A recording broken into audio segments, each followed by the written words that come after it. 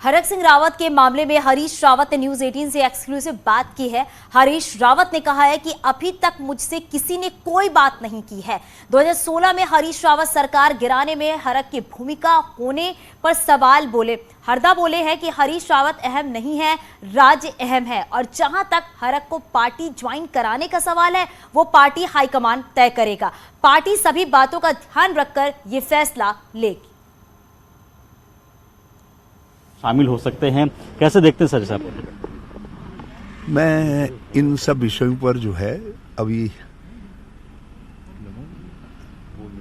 कुछ कहने की मुझे मालूम नहीं है। मुझे ये भी मालूम नहीं है कि उन्होंने पार्टी में आने की इच्छा व्यक्त की है नहीं की है। मैं जब सब चीज़ों को देखेंगे तो उसके बाद कुछ टिप्पणी करूँगा। रावत साहब, आप मुख्यमंत्री हुआ करते थे जिस दौरान आपकी सरकार गिराए गए, और उसमें सबसे बड़े जो आरोपी कहे जा रहे थे उसमें हरक सिंह रावत थे। वो अगर कांग्रेस में शामिल होते हैं, जैसा कि उन्होंने अपनी मंशा जताई कि कांग्रेस शामिल होना चाहते। देखिए, वो 2016 की घटना यदि केवल हरीश रावत की वजह से, हरीश रावत महत्वपूर्ण नहीं है। लोकतंत्र और लोकतांत्रिक परंपराएं महत्वपूर्ण है जी, और राज्य महत्वपूर्ण है। यदि उन दोनों को कोई क्षति हुई है तो उसके लिए कुछ तो होना चाहिए ना, ताकि ठीक। लेकिन सर, अगर जिस तरह से अगर ये ज्वाइन करते हैं तो कार्यकर्ताओं में क्या गलत संदेश नहीं जाएगा कि कोई पार्टी छोड़ के चले गए, बीजेपी में मंत्री रहे हैं, उसका कांग्रेस अगर आते हैं? सारे सवाल काल्पनिक हैं, क्योंकि उन्होंने जो करना भी चाह रहे नहीं चाह रहे, ये तो मालूम ही नहीं हमको। लेकिन उन्होंने इच्छा जताई सर कि कांग्रेस ज्वाइन करेंगे, कांग्रेस को मजबूत करना चाहते हैं क्योंकि आने वाले दिनों कांग्रेस सरकार बनेगी। मजबूत करने के लिए तो बहुत सारे लोग, आप भी प्रश्न पूछ के मजबूत करते हैं, तो उसी लिए हम धन्यवाद दे देते हैं। तो स्वागत होगा अगर ज्वाइन करते हैं तो। पार्टी में जी, लेना ले लेना, ये निर्णय पार्टी हाईकमान को करना है, और सभी बातों को विचार में रख करके, ध्यान में रख करके, जनभावना को ध्यान में रख करके, सब चीज़ों को ध्यान में रख करके ही पार्टी निर्णय लेगी। एक आखिरी सवाल है सर, 3 से अधिक स्क्रीनिंग कमेटी की मीटिंग आप लोग की हो चुकी है, एक सीईसी की बैठक भी हो चुकी है, तो कब तक उम्मीद करें सर कि उत्तराखंड के लिए उम्मीदवारों की पहली लिस्ट आएगी? मैं समझता हूँ 2-1 दिन में आ जानी चाहिए। 2 न्यूज से बातचीत करने के लिए शुक्रिया। वीडियो जर्नलिस्ट सोनू के साथ रवि सिसोदिया, न्यूज 18 दिल्ली। हरक सिंह के पार्टी में शामिल होने की खबर पर उत्तराखंड कांग्रेस अध्यक्ष गणेश गोदियाल का बयान। हरक सिंह के आने से पार्टी को फायदा होगा। हालांकि अभी हरक सिंह रावत को लेकर पार्टी में कोई चर्चा नहीं हुई है, और अभी सब मिलकर पार्टी में चर्चा करेंगे, उसके बाद ही पता चलेगा कि वो पार्टी में शामिल होंगे या फिर नहीं।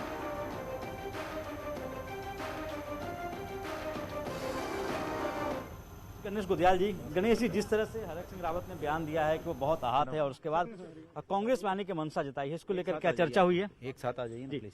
इसको लेकर चर्चा हुई है सर? नहीं, मैंने अभी उनका बयान सुना, और उनका बयान, मैं उनके इस बयान का स्वागत करता हूं कि जो उन्होंने कहा कि मैं निस्वार्थ कांग्रेस की सेवा करूंगा, कांग्रेस के लिए निस्वार्थ काम करूंगा। मैं उनके इस बयान का स्वागत करता हूं। और अब चूंकि आज बैठक भी है, सभी वरिष्ठ नेता लोग यहाँ पर पहुंचेंगे, इस पर चर्चा करेंगे और आगे की बात डिसाइड करेंगे। गणेश जी, आप प्रदेश अध्यक्ष भी हैं उत्तराखंड कांग्रेस के। जिस तरह से जब आप लोगों की सरकार उत्तराखंड में हुआ करती थी, उस दौरान हरक सिंह रावत के ऊपर ये एलिगेशन भी कि उन्होंने आपकी सरकार गिराई थी, और ऐसे में अगर उनको अपनी पार्टी में शामिल करते हैं तो क्या कार्यकर्ताओं में अच्छा संदेश जाएगा? देखिए, ये तो स्वयं उन्होंने भी महसूस किया कि उनसे गलती हुई। मैंने एक आध उनका स्टेटमेंट भी सुना कि वो गलती थी, तो अगर इसको महसूस करते हैं तो फिर उस पर विचार किया जाना चाहिए। मैंने पहले भी कहा कि वो पार्टी के वरिष्ठ नेता रहे हैं पहले पूर्व में, और उनका एक अपना जनाधार है पूरे उत्तराखंड में।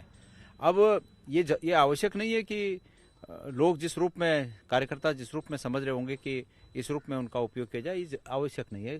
पार्टी अगर उनका उपयोग किसी दूसरे रूप में करना चाहती है तो उस पर भी विचार हो सकता है।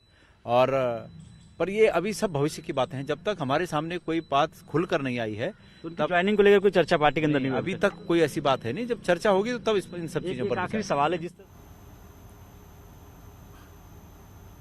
बीजेपी में हरक सिंह रावत और उनकी बहू के टिकट का सबसे ज्यादा विरोध लैंसडाउन से बीजेपी विधायक दिलीप सिंह रावत ने किया है, और अब उन्होंने हरक सिंह को पार्टी से बाहर निकालने के फैसले को सही बताया है।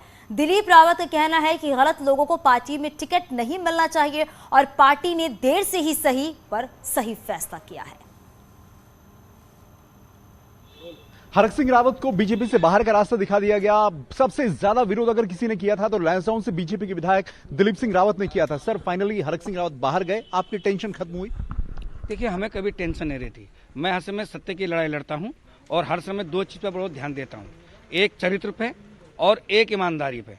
तो हम चाहते हैं कि हमें जहां भी लगता है कि गलत हो रहा है, हम उसके खिलाफ आवाज उठाते हैं। पर अपनी बहू के लिए टिकट मांग रहे थे, उनका कहना है इसमें मैं क्या गलत कर रहा था? बीजेपी और कांग्रेस से भी हटके लोग बैरियर तोड़ के आ रहे थे अनुकृति के समर्थन में। देखिए, अभी आपको जानकारी नहीं है, वो बहुत लोगों के लिए टिकट मांग रहे थे और जो उनकी परिवार की बहुत सारी ब्रांचें हैं वो उनके लिए भी टिकट मांग रहे थे।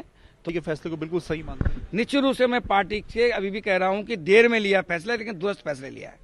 तो अब जो लैंसडाउन से बीजेपी के विधायक है, उन्होंने सबसे पहले मोर्चा खोला हरक सिंह रावत के खिलाफ कि उनकी बहू या उनके परिवार के किसी व्यक्ति को लैंसडाउन से टिकट नहीं मिलना चाहिए। भले ही बीजेपी के किसी और कार्यकर्ता को मिले, लेकिन अब हरक सिंह रावत को बीजेपी से बाहर का रास्ता दिखा दिया गया है। और अब दिलीप सिंह रावत को इतनी राहत जरूर है कि बीजेपी उन्हें वहां से तीसरी बार फिर से टिकट देगी।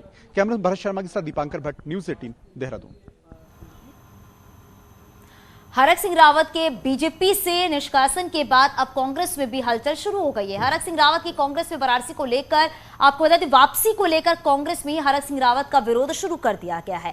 कांग्रेस प्रदेश सचिव प्रवेश रावत के, आपको बता दें कि खुले तौर पर हरक सिंह रावत का विरोध करते हुए ऐसे नेताओं को पार्टी से दूर रखने की बात कही है। उन्होंने कहा है कि हरक सिंह पहले भी पार्टी के लिए सिरदर्द थे और आगे भी हो सकते हैं। मांग करता हूं कि ऐसा कोई भी दागी बागी कांग्रेस में नहीं आना चाहिए जो कि बाद में कांग्रेस का सरदर्द बने। प्रचंड बहुमत से उत्तराखंड में कांग्रेस सरकार वापसी कर रही है और जब कांग्रेस सरकार बनेगी तो ऐसे दागी बागी कांग्रेस का सरदर्द बनेंगे। नैनीताल शहर ने देश दुनिया में पहचान बनाने के साथ ही राजनीतिक ओहदा भी हासिल किया है। यूपी के दौर से ही नैनीताल में समय के साथ ही बदलाव तो जरूर आए, लेकिन सरकारी मदद की आस आज भी बाकी है। चुनावी मौसम आते ही नैनीताल का माहौल भी गर्माहट देने लगा है। कभी एनडी तिवारी जैसे कद्दावर नेताओं की नैनीताल सीट पर 1957 से अब तक कई मौसम बदल गए, लेकिन विकास की धारा आज भी इंतजार कर रही है। नैनीताल का रोपवे और चिड़ियाघर को छोड़ दिया जाए तो आज भी शहर में मूलभूत सुविधाओं का अभाव से शहर में परेशानियां अपनी जगह खड़ी हैं। अंग्रेजों के ग्रीष्मकालीन इस राजधानी ने कई विधायकों को भी विधानसभा तक पहुंचाया, लेकिन क्या जनता को मिला, इसका उत्तर खोजना आज भी कठिन है। हाँ, एक बार नारायण दत्त तिवारी जी के टाइम पर सन 83 के आसपास जो रोपवे यहाँ लगाया गया था वो जरूर एक बहुत बड़ी उपलब्धि थी। और जो यहाँ उच्च स्थलीय प्राणी उद्यान बनाया गया, चिड़ियाघर जो यहाँ है, ये दो अपने आप में बहुत बड़ी उपलब्धियां कही जा सकती हैं, लेकिन मूलभूत समस्याओं की तरफ कभी किसी का ध्यान नहीं गया। दरअसल नैनीताल सीट 1957 में अस्तित्व में आई, जिसके बाद एनडी तिवारी के अलावा डूंगर सिंह बिष्ट, रामदत्त जोशी, किशन सिंह तड़ागी समेत कई विधायक राज्य बनने तक रहे और अगले राज्य मिलने के बाद एक बार ये सीट 2002 के चुनावों में यूकेडी के पास गई तो 2 बार बीजेपी, 1 बार कांग्रेस के खाते में भी रही। हालांकि राष्ट्रीय पार्टियों के साथ रही ये सीट अब भी विकास का रास्ता खोज रही है, तो दोनों दल एक दूसरे पर आरोप लगा रहे हैं। और विकास भारतीय जनता पार्टी का ही कार्यकर्ता कर सकता है। कांग्रेस के लोग तो सिर्फ चंद या तो उनके नेताओं का विकास होता है या उनके चमचों का विकास होता है। जनता का विकास कांग्रेस के नेतृत्व के द्वारा हो ही नहीं सकता, मैं ये दावे के साथ कह सकता हूँ। जिस तरीके से देश के प्रधानमंत्री जी ने देहरादून आकर कहा था कि पहाड़ की पानी और पहाड़ के जवानी को हम उसके संरक्षण और संवर्धन का हम काम करेंगे, पहाड़ के नौजवानों के हाथों में रोजगार देंगे, 100 दिन के अंदर हम महंगाई कम कर देंगे, हम किसानों की आय को दुगना कर देंगे, तो आज कहीं ना कहीं ये सारे मुद्दे बेमानी दिखे हैं। बहरहाल अलग राज्य इसीलिए मांगा गया था ताकि लोगों को सुविधाएं मिले, लेकिन राज्य बनने के बाद भी समस्याएं जस की तस बनी हैं और आज भी विधायक के दावेदार उन्हीं समस्याओं पर चुनाव लड़ रहे हैं जो 15 साल से वही हैं। न्यूज़ 18 के लिए नैनीताल से वीरेंद्र बिष्ट की रिपोर्ट।